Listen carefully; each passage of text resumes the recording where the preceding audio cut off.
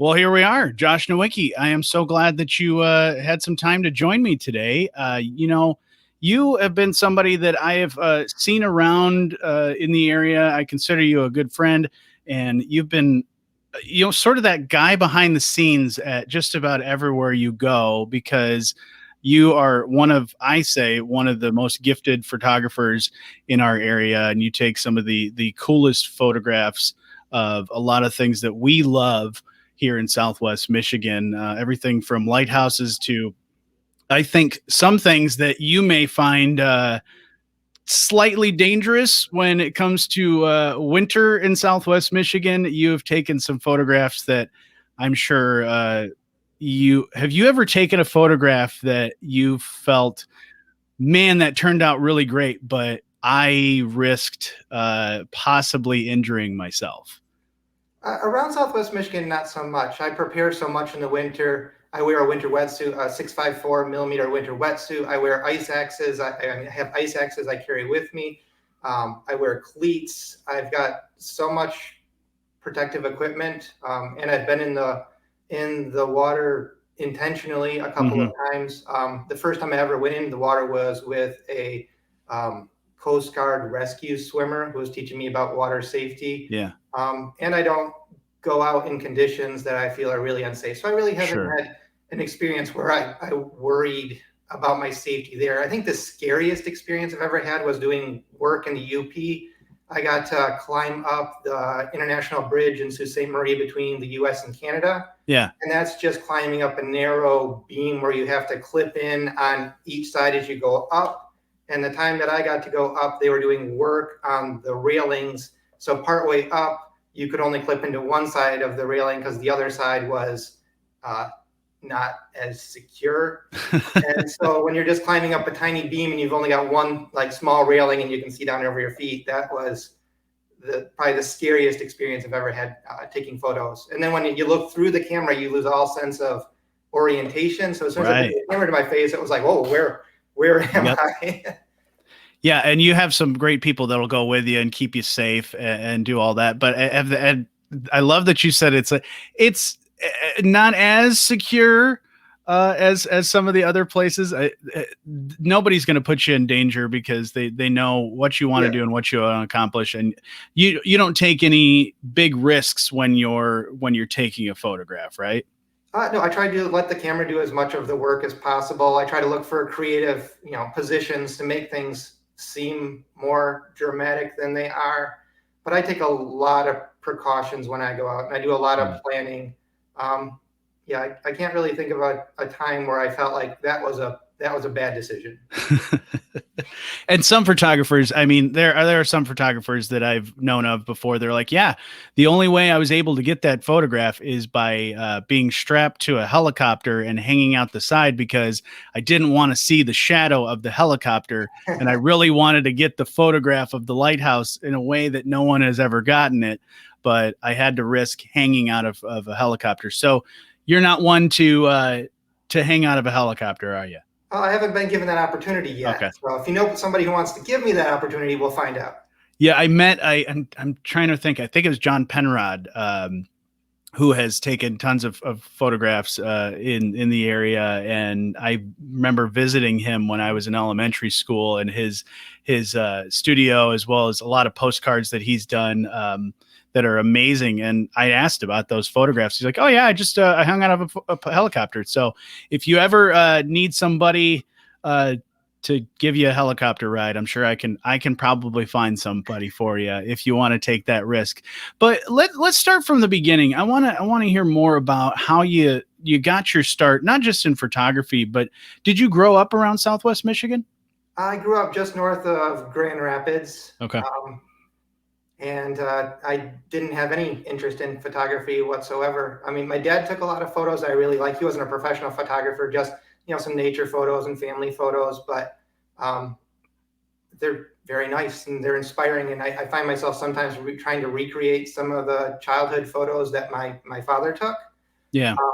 And then when I went to college, I still had no interest in photography. I studied anthropology and religion. Okay. I ended up getting a master's degree in anthropology with a focus on religion. and went into work in museums. Okay. So what sort of museums did you work in when you were doing that with your anthropology degree? I started out at the Kalamazoo Valley Museum. The first project I did there was related to Southwest Michigan. Before I was employed with the Kalamazoo Valley Museum, I had a project related to a class I was taking where I went in and cataloged artifacts related to the Fort St. Joseph dig in Nye. Okay. And so that was like my first experience of actually doing work in a museum, just like sitting in an office, writing down details about artifacts and cataloging the information.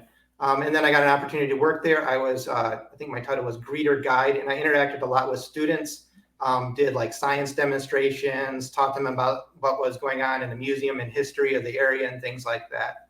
And then after that, I moved to the Metro Detroit area, and I worked at the Holocaust Memorial Center there. Okay. And I started out in the archives there, working on cataloging artifacts. And then I started doing a wide range of other work for them. We had a donor who purchased all new computer systems, and because I was the youngest person there by about 20 years, and we had a small staff, that job fell on my lap. And then I started managing all the computer systems and things like that. And then I took over running the website. And then I started doing an increasing amount of marketing work for them. And that is where I started to do photography. It was a pretty new building when I started working for them. And they only had, I think, like 14 or 15 photos of the entire facility. And it's a very large facility. And I started just taking photos with a little point and shoot camera. And we had a donor there who thought it was rather ridiculous that I was taking photos with a little point and shoot, and purchased us a nice DSLR camera, which I unfortunately never learned to use. I only use it on auto. I look back at the photos, I think, man, I could have done such a better job if I had just learned to use this nice camera. Yeah. I took a lot of photos of the exhibits for them just to use in online or in publications that we were doing, and sent them out to organizations that were looking for information about the Holocaust Memorial Center. And then I started photographing their events for them also, because a lot of the news organizations wanted images. And I think that experience there has really led to my attitude toward posting things now, because media wanted images ASAP. So as soon as the event was done, I went, processed them, got them out. And that's still really the attitude I have. Like, things I post on social media, for the most part, I've probably taken those photos in the last hour or two. Right. It's like, as soon as I create something, it goes out. I don't usually sit on something for very long. If I sit on something, then I don't often post it. Oh, that was 2 days ago. It's not current. I'm not even going to do it. And that attitude kind of came from working at the museum, and that ASAP need to get information out. And it's sort of that need of necessity that where you were working there. We're like, all right, we got to find somebody to do this. We don't have anybody to. It's funny that you say that we're the youngest, so they just assume, okay, well, you're young, you probably know how to use computers. You're our IT guy now. Yeah. So I went from working in the archives and cataloging artifacts to running computer systems, running their servers and all the workstations there at the offices. Do you ever want to go back to doing some of that stuff? I mean, because it seems like when you were in those doing that in the museums, that they were kind of pushing you to do some of this other stuff, and you realized, oh, I'm pretty good at this. I kind of like it. But do you ever want to maybe go back to museums, or do you still sort of have a want to do some of that stuff? Yes, no. I don't think I'd ever want to run computer systems again. Sure. That was extremely stressful, and monitoring all that stuff. I used to get calls at 2 or 3 in the morning wondering about the status of some error on a server or something like that. So that part, no. I did really enjoy cataloging artifacts like that. Hands-on with history was deeply impactful. And I could see myself doing that kind of thing again. One of the things I miss about it, especially like working at the Holocaust Memorial Center, is you got a real sense that you're doing something for the betterment of the world. I worked with Holocaust survivors, of which there's not many now, and having a chance to hear their stories and be inspired by them, to feel like you need to, it's your duty to make a positive contribution to society. And I take pretty pictures now, and it's fun and it's great, but it kind of, you miss that sense of social responsibility in a way. Right. You know, it's more entertainment than betterment of society. So I can see myself eventually going back and trying to do more positive work, and Mm-hmm. either as a volunteer, probably not as a career, but Sure. getting back into some aspect of doing positive work.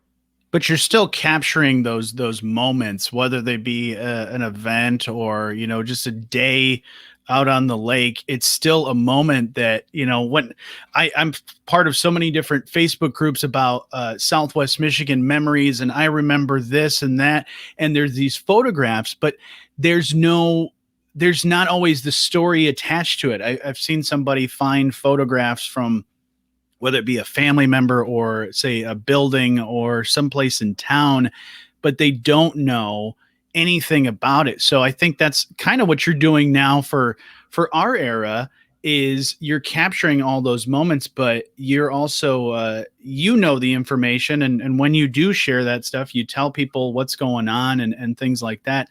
I love that dive into history. So you are capturing those moments in history for people in our time. Well, thank you. Yeah. Yeah. And so this is something that I've seen you around doing all kinds of different things. I mean, obviously, your work as a photographer is, I think it's been seen not just in Southwest Michigan. You've had when big weather events that we have in Southwest Michigan, you've had be featured on like things like the Weather Channel. What was that like when people outside of Southwest Michigan are noticing the work that you do, that, like you said, you kind of just taught yourself how to do some of this stuff? Yeah, that's been very surprising. When I moved here, I'll back up a little bit until kind of lead up into answering that. Well, when I moved here, I moved here to work at the Krasl Art Center, and when I first moved here, didn't have any friends here, and just trying to get friends and family to come visit me. And so I started posting photos on Facebook just with a little point and shoot camera, and kept posting photos and posting photos and posting photos. And I started to get a following of people interested in those photos, which was, quite surprising. I can remember, like, I was getting friend requests from people I didn't know who were telling me how much they loved the photos. And that just kept growing and growing and growing. And it got to the point where my dad said, my coworkers have been talking about your photos. My parents aren't on social media, but I guess one of his coworkers was like showing him the photos I was taking and posting on Facebook. And my dad's like, we need to get you a better camera. It was like a 6 megapixel, Sony point and shoot camera. And he took me to the store and wouldn't let me leave until I chose a camera. And I kept telling him, no, like I don't want that. I don't need that. This is just, just for fun. And within a month of getting a DSLR camera is when I got the first request for a photo for use for the cover of a magazine. And I was like, wow. And then when I started taking more photos and putting more photos out, and some of the weather events, I get requests from publications, sometimes all the way around the world. I've had photos in a wide range. I mean, I get contacted by the Daily Mail several times, a whole variety of publications in the U.S. When I've looked up information about, like, that was a popular photo, and I do a search, I see my name come up in articles in a wide range of languages, and it's so fascinating to see that, how it went from just point and shoot camera, snapping a few pictures, to getting requests to have these things appear in publications around the world. Yeah, that's really cool. So you said your dad has many years of experience as a professional photographer, right? No. He worked in a factory. He was a contractor making cosmetics. He just enjoyed, taking family photos and a few nature pictures along the way. But it was just a casual thing. But I think he definitely had an eye for it. Mm-hmm. Yeah, and he knew enough to be dangerous, as people say, when you learn the skill. So he takes you to the camera shop, and like you said, you didn't. Why didn't you want a professional camera?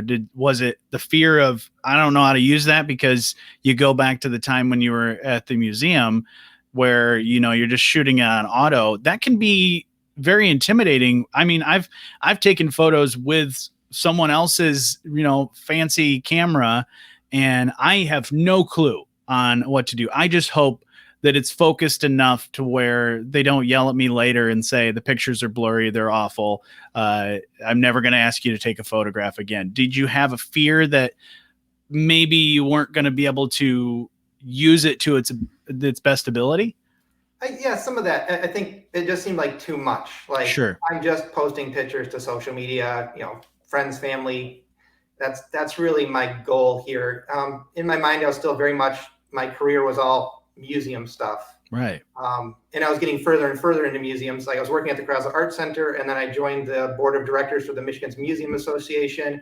And so I was like really in the mindset that my career is in museums and probably moving more toward like administration in museums. So like, it was just fun to post photos, and there wasn't any need for a high quality camera. I probably wasn't going to make any prints or anything like that. Sure. So it just seemed like too much. Yeah. But now you've taken some wonderful photographs and all kinds of different things, not just, scenery, events, but also everything from artwork to even food. What's it like? You've taken photos of food for restaurants, right? Yeah, I've worked with some really good restaurants in our area. It's a lot of fun, especially if I get to eat some of it afterward. Yeah. Food is a very different type of things. And it took me a long time to learn how to do that. Getting the lighting right to make food look appetizing can be quite a challenge.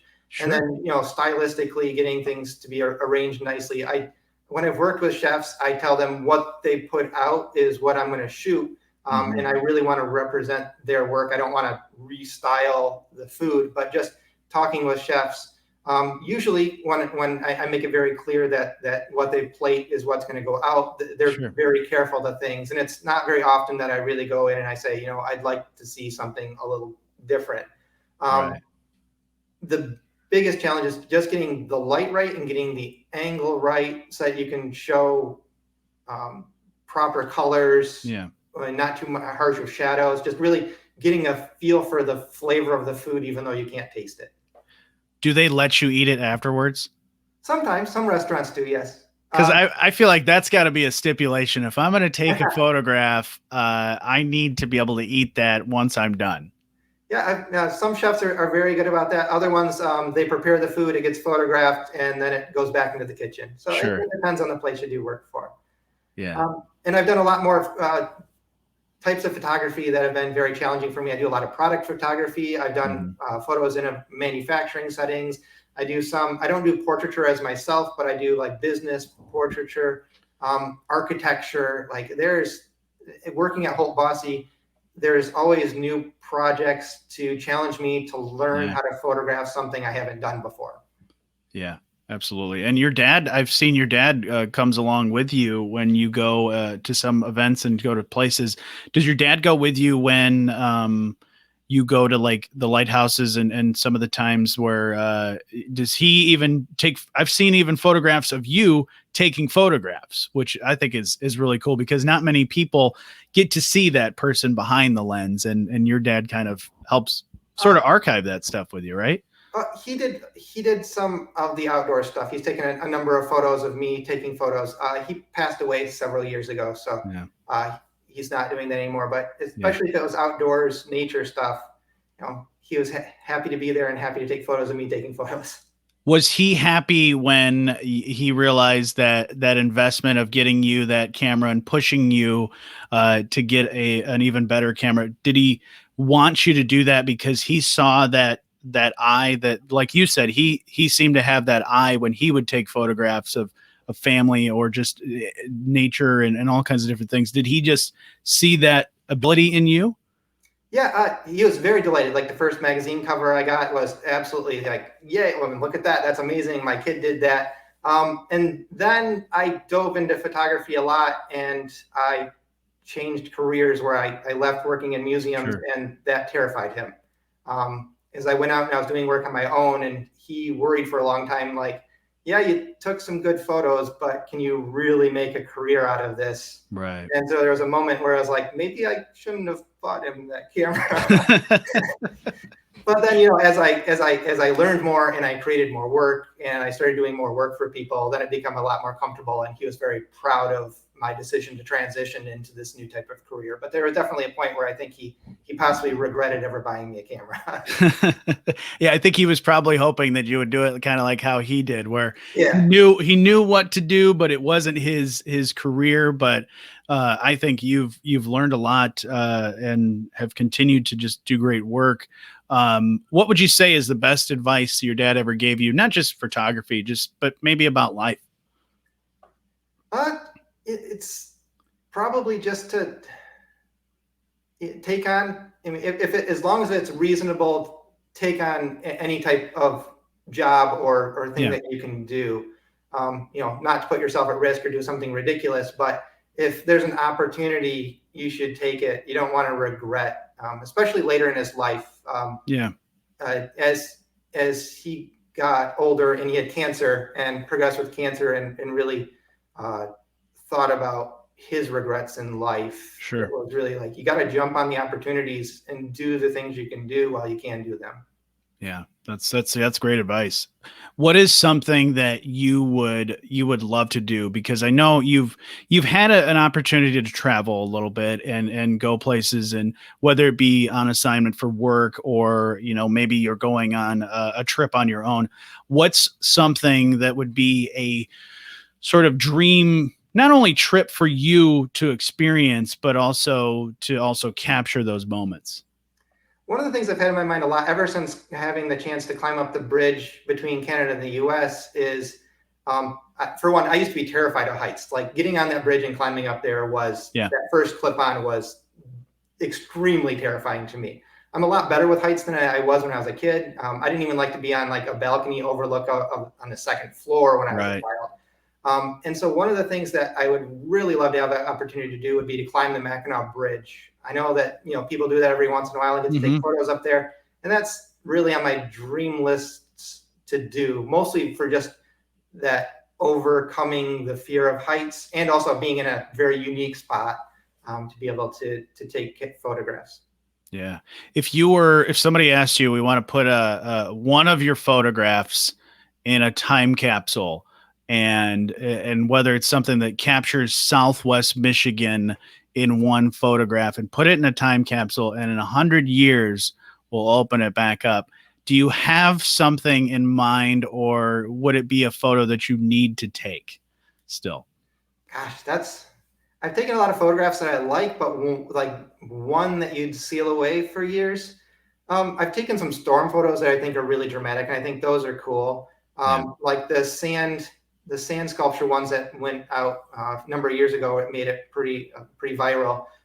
Those are cool. But as far as something like historical significance, I think that some of the photos related to this area, I got to go in before they did the restoration of the lighthouse, and I took a variety of the photos of what it looked like pre-restoration. As far as historical significance for the area, that might be kind of cool to have, like the interior of that lighthouse to have, and then 100 years ago, who knows what it's going to look like, to be able to compare, what it looked like then to now. Right. Then that's good. And I think that goes back to even your knowledge of anthropology and culture and just, your love for history and just documenting some of that stuff. I think something like that is great because people will look back and see that as, oh, that was that restoration that happened in just 2000, whatever. And in, 2100 or whatever year that we open up that time capsule, it's not only cool to see, but also a useful tool because they can go back and say, oh, well, that's what that used to be. And if somebody wants to restore that or bring it back to what it used to be, because we've seen so much history in Southwest Michigan, so many buildings, and it's cool to see even in, in Benton Harbor. I know you've probably been following some of the stuff they've been doing and how they've, taken that shroud off of the outside and then uncovered something really cool that I love that they're bringing, they're starting to bring back that history. And I'm sure you love going and documenting all kinds of different things.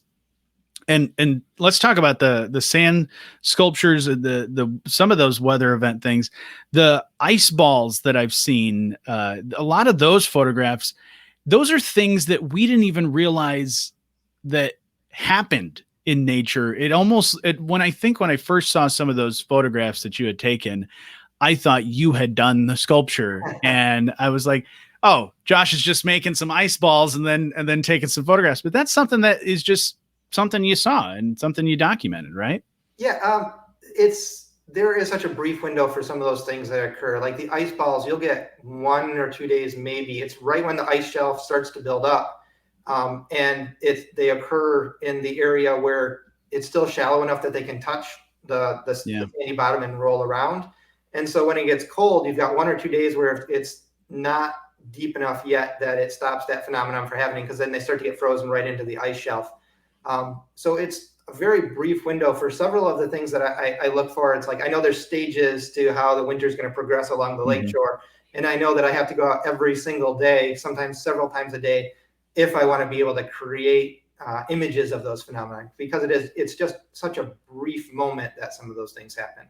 Yeah, capturing that small moment in time and knowing the right window, that is a skill that photographers, people that maybe buy a really nice expensive camera, they may never know and never learn about, because nature is something that is so unpredictable. It's not like, okay, I've set up my home studio to take this photograph of whether it be a senior photo or a baby or something like that. There's a lot that goes into just capturing that moment, and it's the timing, it's all of that stuff, and you hope that it turns out right. And now everything being digital, it's not like when we were kids and you had that disposable camera that had no focus or anything. You take 26 pictures and you hope that one of them turns out. But that's amazing. What is something that you would say people may not know about you, whether it's something that, besides photography, that people, that maybe a quirk that you have or something that you do as a hobby? What's something that somebody might not know about you? Oh gosh, what would that be? I think people are surprised by the museum background. Yeah. And then, especially in the master's in anthropology with a focus on religion, I think surprises a lot of people. Most people assume that my background has always been photography. But other than that, what would be something that I'm a big foodie. I love taking the photographs at restaurants, because I get to go to some restaurants and try some brand new dishes. That's one of my favorite things to photograph, because I love food so much. And I enjoy cooking and gardening, as related to that. I do the majority of our cooking at home. Let's see, what else would be an interesting thing? That's a hard one. It's a tough one to think about. That's why I left it towards the end for you to think about. We may get back to that in a second, but when it comes to like some of that stuff, like you said, your anthropology and religion, do you still want to do some of that stuff? I mean, even working in your knowledge of anthropology and religion and maybe photographs, is there any way to sort of meld those together? I hear from people when they look at my photos, some of them, they can see some influence from that. Sure. As far as using it, I do enjoy writing. I do mostly, like right now, blogs and things like that. But I've started a variety of short stories. At some point, I'd love to do more writing, like a book of short stories or something like that. And that would be pretty heavily influenced from my background in anthropology and religion, looking at contemporary society. Sure. Yeah, absolutely. And then maybe you make a trip to some a different country and sort of see maybe the way they practice their religion and photograph some of that stuff. You get a great trip, great photos of all kinds of different things, but also it stays within the things that you love and love to do. What is something you want to accomplish when you're no longer on this earth? What's the thing that you want to have no regrets for doing? What my big goal, and I'm hoping to do it this year or next year, is I really want to write a book about my parents. Yeah. I mentioned my dad. My dad, he passed away from cancer. Hmm. My mom died from complications related to Alzheimer's, and my parents passed away 2 weeks apart from each other. Oh, My dad, he took care of, even though he was going through cancer, except for a brief window of a couple of weeks where he was yeah. undergoing chemo treatment. He took care of my mom the whole time, and Yeah. his dedication to her is something that, if I don't tell that story, I am going to deeply regret in my life. Absolutely, yeah. Those stories that I think need to be told, especially whether it's family or and documenting some of that stuff. And the best people to do it are the ones that are close to them. So I look forward to that and seeing that, and hope you're able to accomplish that. Me too. Because that's something that, just like with a photograph, it's that documentation of knowing, and not just a photograph in time, but also the backstory on a lot of that stuff. So I look forward to that. What would you say a Josh Nowicki autobiography? What would you title your autobiography right now? Wow. That lighthouse guy. That lighthouse guy. I love that. I love that. Wow. Because That. I get a lot of people on the beach, they don't remember my name necessarily, but they say, are you that lighthouse guy? Yep. So I Yep. think that would be pretty fitting.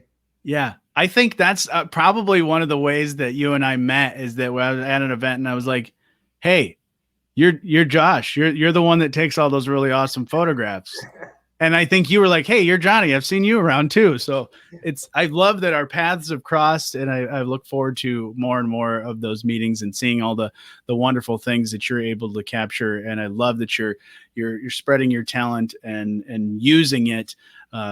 And it's just a wonderful thing right here in Southwest Michigan. So I thank you for all the things that you do and doing the things that you love.